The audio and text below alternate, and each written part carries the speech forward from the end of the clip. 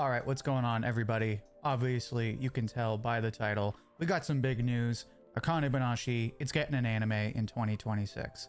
You might be wondering, what the heck is Akane Banashi? Akane Banashi is a comedy series about a girl who practices Rakugo. Dual artists, different writer and artist. Was recommended by Oda in its first year after like 2 volumes, I think. Started, I think it's like a 2 or 3 year old series. I think it started back 2023, I want to say, but I could be wrong. But it's been around. It's like 200 chapters long, something like that.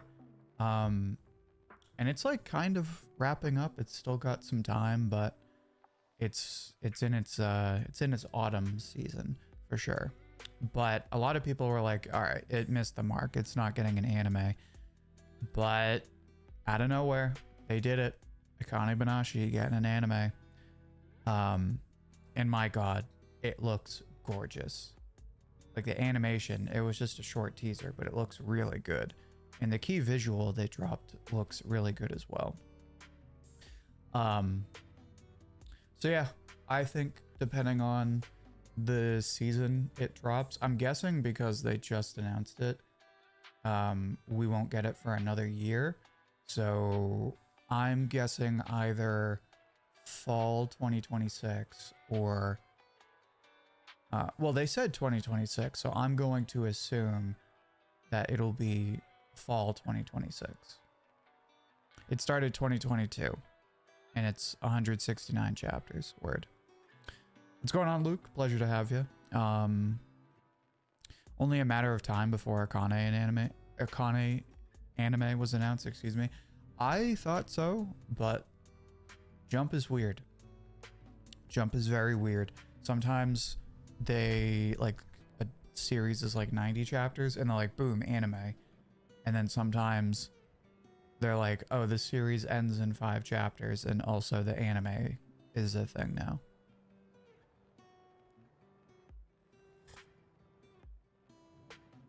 Same director.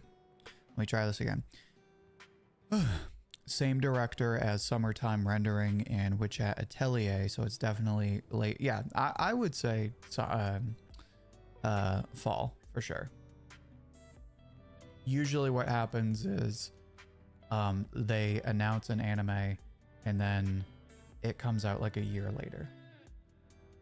Unless you're Fairy Tail 100 Years Quest, and then it comes out like 2 years later, which is crazy. So who is the studio that's doing it? I saw it somewhere. Is it up on Mal already?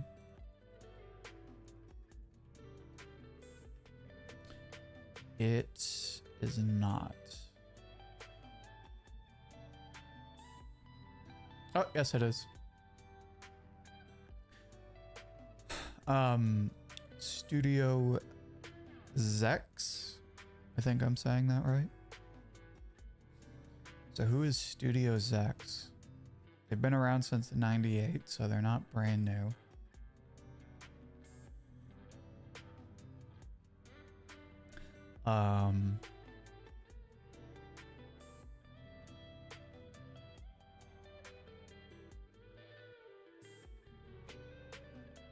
Nothing really that I recognize. No, they've been around since '98, but they haven't really done any big series. At least not on TV. They did Bakuten, which sounds familiar. Oh, they did Poketoon. That's interesting. Okay. OVAs? No. Movies? Also no. Okay. Yeah, so this is really their first big series, I would say. The founder of the studio was someone who used to work with JC Staff. That's not good. I will say, just based on the teaser for this Akane Banashi anime, it looks good. Like the color scheme looks good. The visuals look good. The character designs look good. So I'm excited.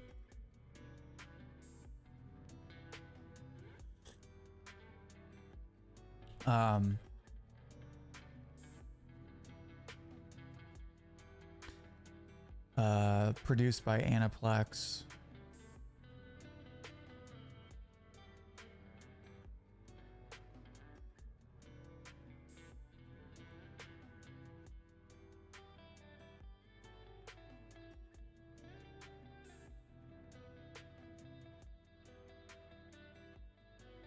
Yeah, it's got the same director as Zom 100. That is interesting. That could be really good, but I don't know, anything even related to Witch Hat Atelier or Zom 100, I just think delay. That's where my brain goes instantly. But this is a different studio.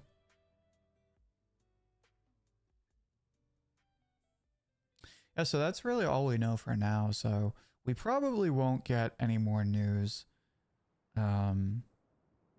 for at least a few months. Probably not until next year, to be totally honest, which is fine. I'm just happy to know that we're getting this. I do need to catch up on the manga for sure. Maybe we'll do that Thursday.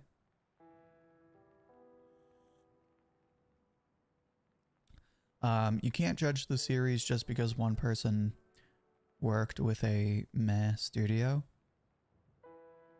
Well, JC staff is that bad that anyone associated with it, I'm like, but that is true, generally speaking. We're probably not getting anything until Jump Festa. When is Jump Festa? Is that in February?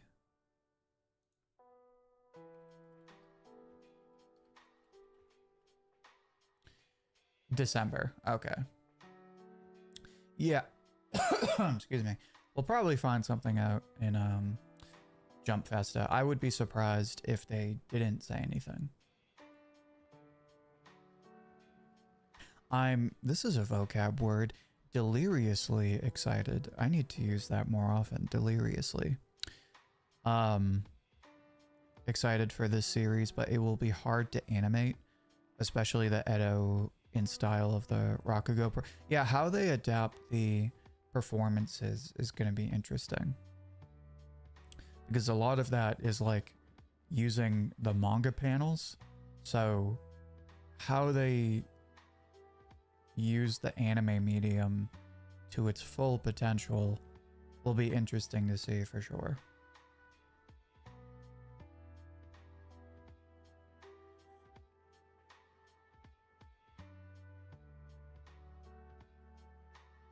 You say that, OG, but Toradora was one of the best romance anime made, and it was made by JC Staff. I've not watched Toradora, so I wouldn't know. But again, JC Staff didn't always used to be the way they are now. They actually used to be not half bad, but ever since, at least since One Punch Man Season 2, just everything they put out is a load of crap.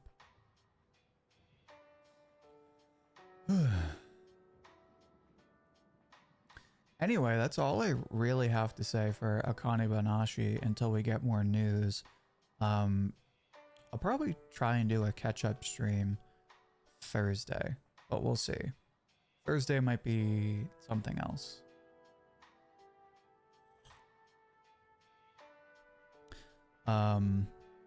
How do I watch my anime, dubbed or original audio? So generally I'll watch it original audio, so Japanese first, and then if I like it enough, I'll watch the dub afterward. So like, Panty and Stocking is notorious for its dub, but I watched the sub first just to get idea, because the thing with the original Japanese is like that's the initial adaptation. a dub is always going to be an adaptation of an adaptation. So like, it's naturally inferior in that sense, right? It's a clone of a clone.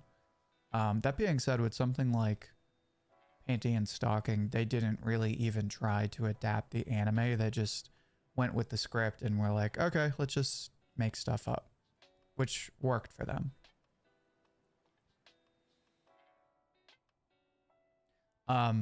Anyway, let's talk about Dandadan. The magazine is going to be on break for the next 2 weeks, and Dandadan also. Oh, so maybe we'll do Akane Banashi next Monday. Yeah, I think that's what we'll do. We'll see. We'll figure it out. By any chance, will you watch Yomengun? I know you were recommending that before. It's definitely on the list. I don't know when I'll get around to it, but it's definitely on the list. Is Shonen Jump, Weekly Shonen Jump on? Yeah. Oh shit. Excuse me. I'm gonna have to consider that then, because I had kind of an announcement to make about Sunday streams for the next few months, but I might start that this month, to be totally honest. If the next 2 Sundays aren't going to have chapters. We'll see though. We'll figure it out. Everything will just be gone for a week. The teaser doesn't feel like a comedy. It's definitely a comedy for sure. I don't know if you're caught up on Black Clover, but we could do a Black Clover chapter read through. The 3 new chapters come out next Monday. Ooh, you know what? That's what we're going to do. So we're going to do, thank you, Justin, for reminding me. We're going to do Akane Banashi Thursday. We probably won't stream Sunday. And then we'll stream Black Clover on Monday. That's what we'll do. Dope. Yeah, I'm liking this. I'm loving this. This is sounding like a great round of streams. All right. Yeah, pay attention. Look out. If not later today, then definitely tomorrow for an channel update post. Basically what I'm thinking is, what I was thinking of doing is no Sunday streams for September, October, and possibly November for a number of reasons. And honestly, I'm thinking of just starting that now in August if 2 out of the 4 Sundays in August are going to be no new Jump chapters. It wouldn't affect the other streams, but I was thinking of doing it just because of the upcoming anime season. I'll be busy. I'll be posting more videos. And also, I just know I'm going to miss like an infrequent amount of Sundays to go watch football games. Not like TV necessarily, but like go watch family members go play football games. So like if I know that's going to happen, I might as well just not stream on Sunday for a while rather than like infrequently do it.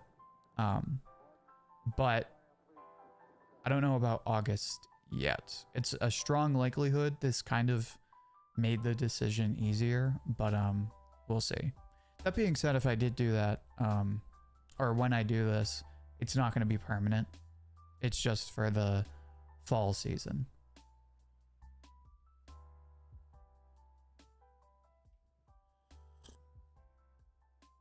Anyway, let's read Dandadan. As always, if you're not caught up on Dandadan, then get the hell out of here. Um, it's okay. I'm going to be watching the Bears anyway. That's part of it, is like, I would kind of like Sundays, like, just to be able to enjoy football. But part of it is I know there's just going to be Sundays where, like, I'm going out of town to go watch live football games.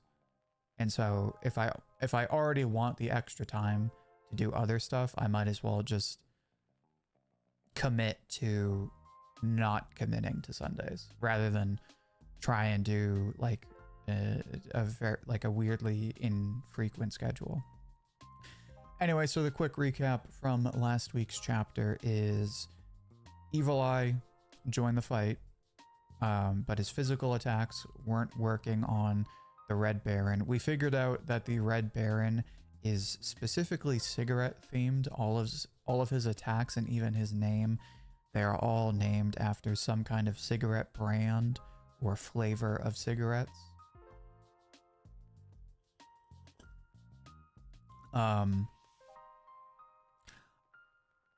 I wonder if, so he's named the Red Baron, which is in fact a type of cigarette, but I wonder if that's a localization and his real name is Marlboro Red. That was the name of some of his attacks, but I wonder if his real name is just Marlboro Red and they changed the name because obviously it's trademarked.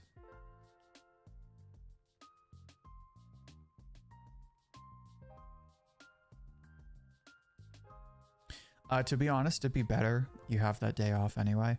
Well, personally, I take Saturdays off to not do YouTube stuff, but just because of the busy fall season and because I know I'll be going out of town on Sundays, I was thinking of just for a short while not streaming on Sundays to give myself more time to work on more videos. Because the video schedule, we're going to do it like last year. It will increase for October, November, December.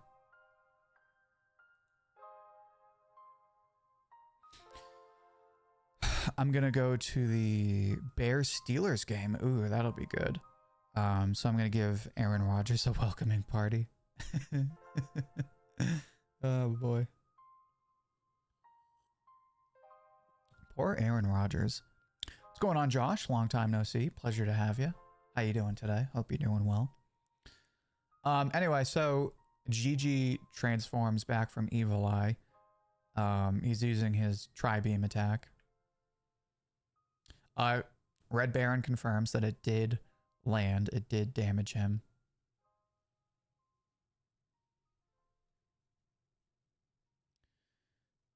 So Red Baron sort of phases through the attack, or he dodges it, dashes.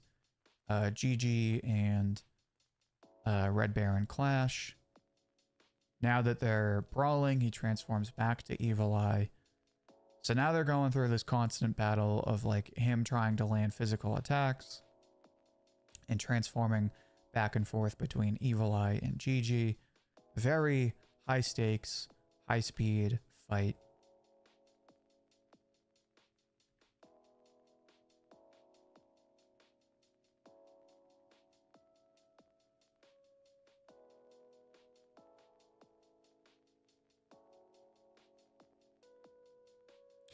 Spintronics. It's a scientific principle, but for our purposes, we can achieve similar results through spiral training. So this is now the second time they have brought up spiral. So now that it's come up again, I suspect that the power of spiral is going to play an integral role in the future powers, transformations, and abilities of Dandadan.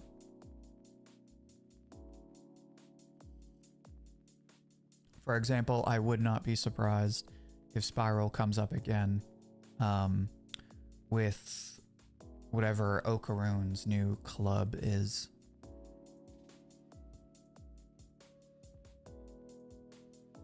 OG, do I have opinions of my favorite anime done by High Dive? Not any that I can think of. I can't really think of any anime they've done that I've seen. I probably have, but I just can't think of any.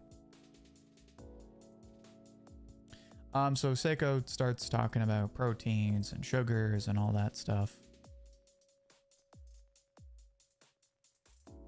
Right versus left, loosening versus tightening, excuse me.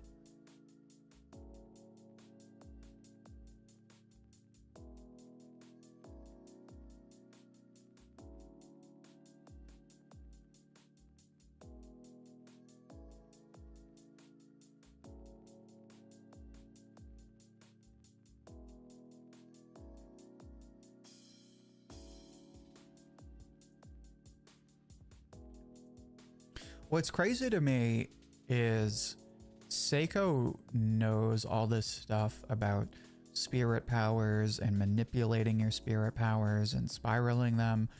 What's crazy to me is she knows so much about how to do this, but we've never actually seen her use these kinds of abilities. So I wonder if we'll ever get some sort of explanation into why she like doesn't use those powers, or like why she knows so much about them. I mean, we can put 2 and 2 together. Obviously she's older, she's probably met a lot of people, right? She just knows from years of experience, but she seems to know an intimate knowledge of how to do this without ever actually doing it. It's interesting.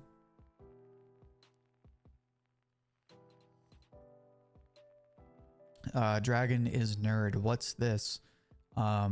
We were talking about Akane Banashi, and now we are reading chapter 205 of Dandadan. We got Eddie Rayman in chat. What's up? Ready? Excuse me. What's up, Eddie? How you doing? I need to go back and reread, but didn't she say her powers only work within certain limits of her area? So the way I remember it is she was not born with an innate ability to control spirit energy.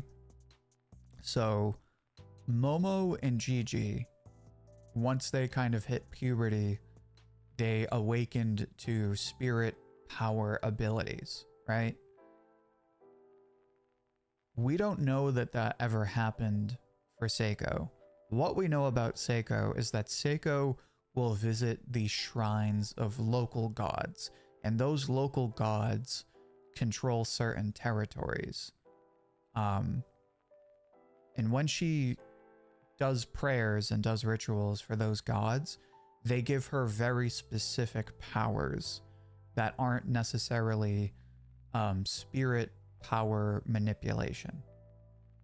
So I don't know if she can manipulate spirit power, but that's how her abilities work. What we don't know, and the question I would like to see answered, is was she born with these kind of innate abilities like we see with Momo and Gigi? I think the answer is no, which is why I'm so curious, like, why does she know so much about this when she doesn't seem to be able to do it? Sorry about last stream. I was sleeping in at the time. That's all right. Sometimes I sleep in on my own stuff. It happens.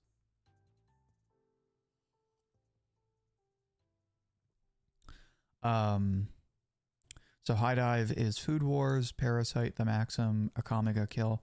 No, I need to go and watch Akame ga Kill because I read some of the manga and it was really good, but I just never kept up with it. And I know that anime, although didn't they make a bunch of changes in the anime? I could be wrong.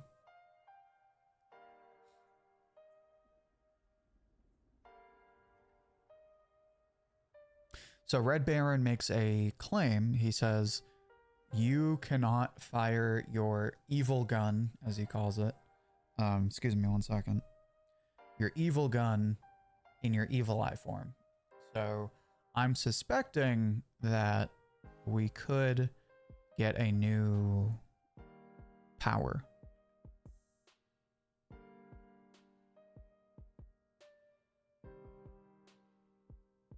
So he basically says, I've got you beat because now that I'm, you know, using a flurry of attacks, you can't switch, so you can't use your evil gun. But then we see some kind of counter. He does like a double palm attack on Red Baron, does like a rotation attack.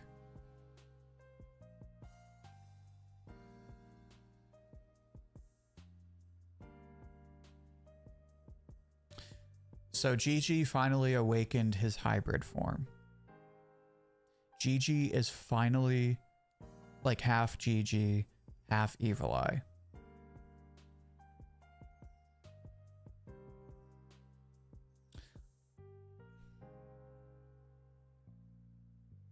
I gotta be honest, the hybrid form, not that hype.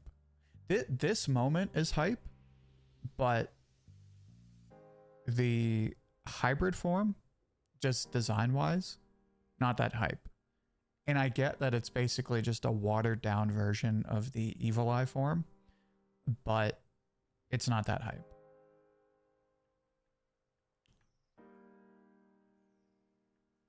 Although, I do like that he kind of has like a Super Saiyan hair thing going on, where his hair is spikier.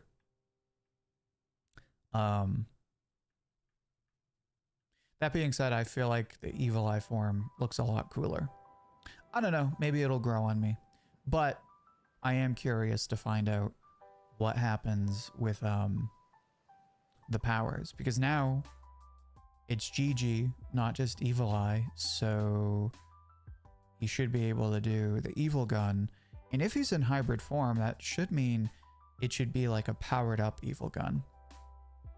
It basically opens the window to like a myriad of new abilities.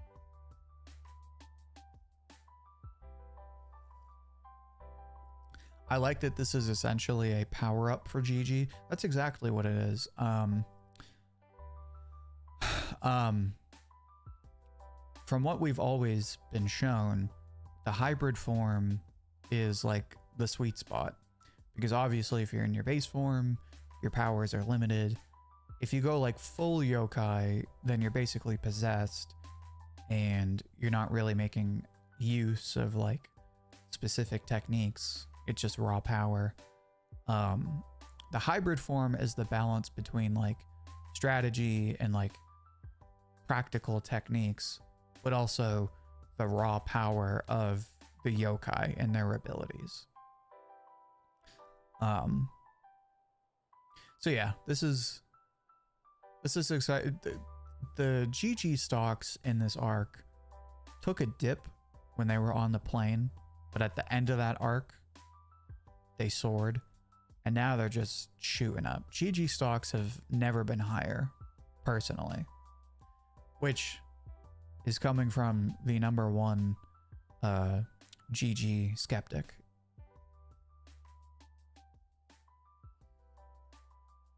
So yeah, I'm excited. Dandadan really just gets better and better. This fight is amazing. It's doing wonders for GG. I can't wait to see like what abilities he gets next. GG and Evil Eye hybrid got a Nemra looking like Joga when he fought Sukuna. Interesting.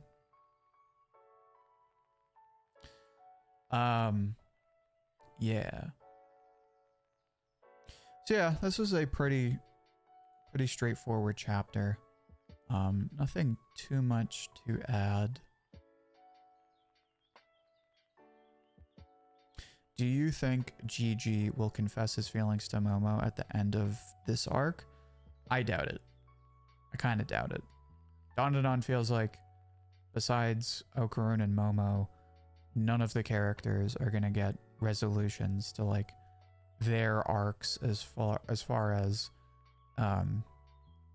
romantic subplots. But I could be wrong.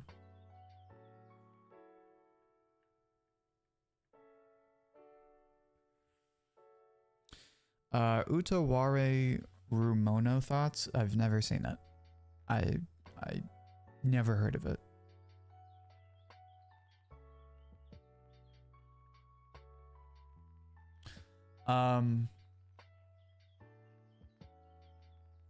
So yeah, that's gonna be it for Dandadan. Obviously, I'll take questions and we could talk about the chapter, but that's a pretty straightforward chapter. The takeaways are Spiral is clearly going to play more of an important role in the abilities. GG has now opened the door to gaining all kinds of new abilities. GG stocks are up. And it looks like we're gonna get a conclusion to this Red Baron fight. I am curious to see like if they're gonna do a full fight for Momo and Vamola versus the Frog Ghost, or if that's just gonna be like off-screened. Honestly, to be perfectly honest, I hope it gets off-screened because I would like to get to them resolving the curse and possibly interrogating the Red Baron, but I wouldn't be upset if we then transition to a full fight against the frog yokai. Who's your top 3 best Dandadan villains? Who is Anemra?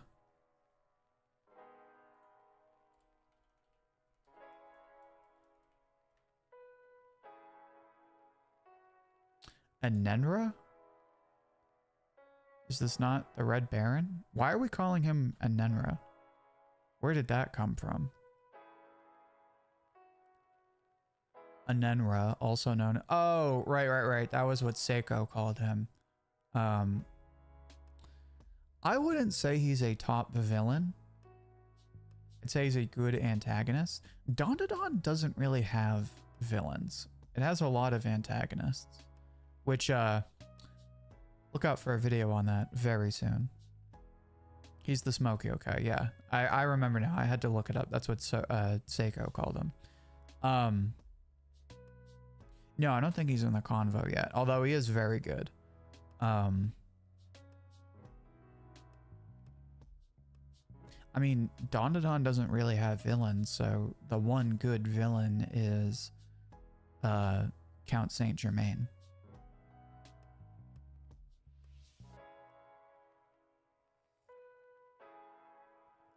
Kitos are devious, but they're not really...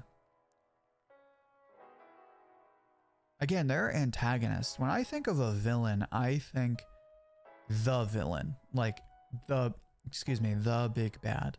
So, like, for Namek, Frieza was the villain because he's the one going to Namek. He's the one sending everybody to kill the Namekians and get the Dragon Balls. He's the one who killed the Saiyans, that made Vegeta partly who he is, gave him his like hatred of Frieza and everything, all that stuff. He's the one who caused Goku to get sent to Earth, basically, right? So he's the villain. He set the events in motion. Same thing with Aizen, right? Same thing with possibly Count Saint Germain. It seems like he set the events in motion. The Kito family is like 50-50 with Evil Eye in the Evil Eye arc, which is funny because it's called the Evil Eye arc, but Evil Eye didn't really cause most of the stuff that happens in that arc. So it's like 50-50.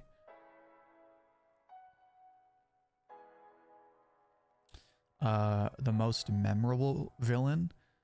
So again, if you're talking about Dandadan, I'm just going to keep saying Count Saint Germain. We can talk about antagonists for sure. But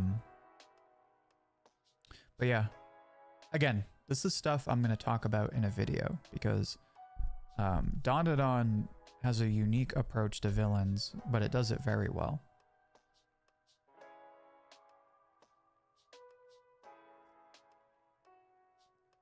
Saw a video that talked about the hero's journey. Might be worth a watch. Well, I'm sure there's a bunch of videos like that. Could you tell me like specifically who made it or what the video title was called? To Dandadan? Yeah, so again, for Dandadan, it's going to be Count Saint Germain. Who would be a better fit in the Dandadan universe? Meg the Stallion or Cardi B? Meg the Stallion. I don't really like Cardi B. Her songs are okay, excuse me. But brand-wise and personality-wise, I don't really find her very entertaining or very likable. Meg the Stallion is actually pretty cool. I like her. Purely for scientific reasons, of course.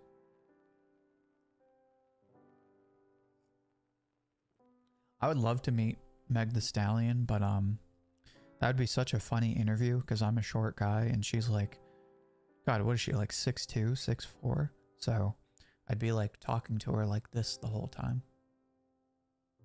I'd have to be like, you know, I've always looked up to you. Studio Binder, The Hero's Journey. All right, I'll have to look into that video. Thank you for the recommendation.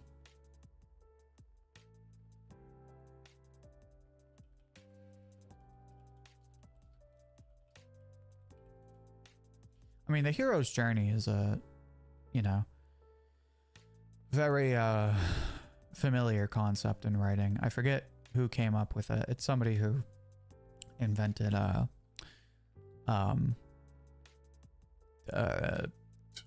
like theories for literature for writing stories. Think we'll ever get a Halloween theme arc in Dandadan? God, I would pay money for that. If they did like a GoFundMe for a Dandadan Halloween arc, I would pay them all the money. All the money. That would basically be Dandadan, the Soul Eater arc, which I would pay money for.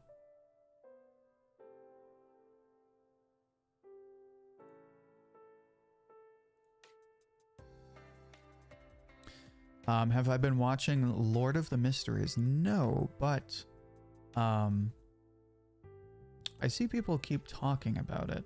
So is it any good? Short Kings have those Gintamas.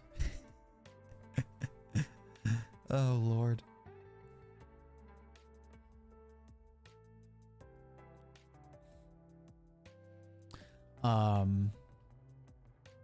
Let's look at Manga Plus, because with the manga going on break for like 2 weeks, it's gonna be the last time that the updates are really relevant.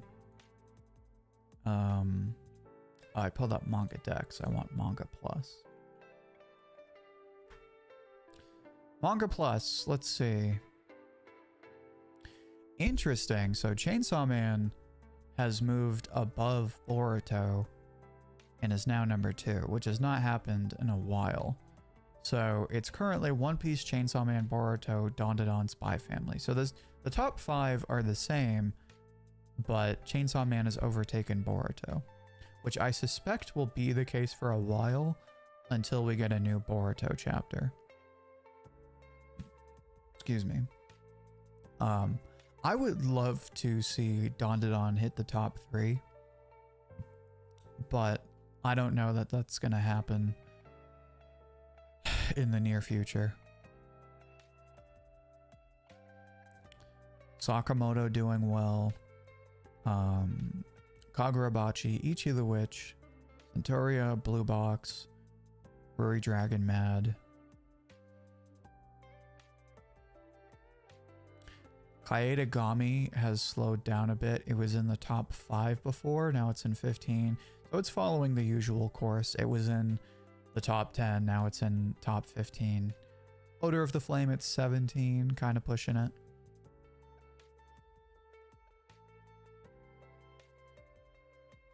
Make the Exorcist Fall in Love and Hero Organization moved up a bit, so that's good. Tree of Life is in the top 40, so consider checking that out because that looks really good art-wise. And I saw the artist pushing it on Twitter. Martial King is 25. Ultimate Exorcist Kyoshi moved up from 35 to 33, so that's a very slight improvement. Marriage Toxin is still sticking around. So yeah, for the most part, everything is the same. Some stuff has moved up, but it's pretty much all the same, with the exception of Chainsaw Man is now the second biggest manga. I'm gonna have to do a video on Chainsaw Man, because Chainsaw Man is in a very interesting spot where it has a very active fandom. But in the mainstream, the general opinion is that Chainsaw Man is not quite what it used to be. It still has potential, it still has promise, nobody's really dooming it yet, but the general vibe is either, you know, Chainsaw Man is infallible and you just need to let it cook, or Chainsaw Man fell off and it's so much worse than part one. I think the truth is somewhere in the middle. Personally, I'm waiting till part 2 finishes to really have any official opinions. But it's very interesting to see this contrast between, like, nobody really wanting to defend Chainsaw Man besides people who were like diehard Chainsaw Man fans. But the fan base is very active, and you can see this by the fact that it is now the next manga after One Piece, which is huge. Do you think the Dandadan in Count Saint Germain wants are different things? Well, he specifically named the Dandadan in one chapter, so that seems to be his goal. That being said, I'm sure there's like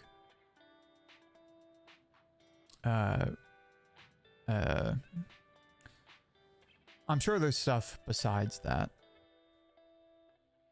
I'm for a Kaedegami, but it needs to work on its action because it needs to be aware of space. The character writing is fantastic. I haven't checked it out yet, so I don't really have an opinion, but obviously I want new stuff to do well. What's up, Arceus Rules? How you doing? Pleasure to have you. I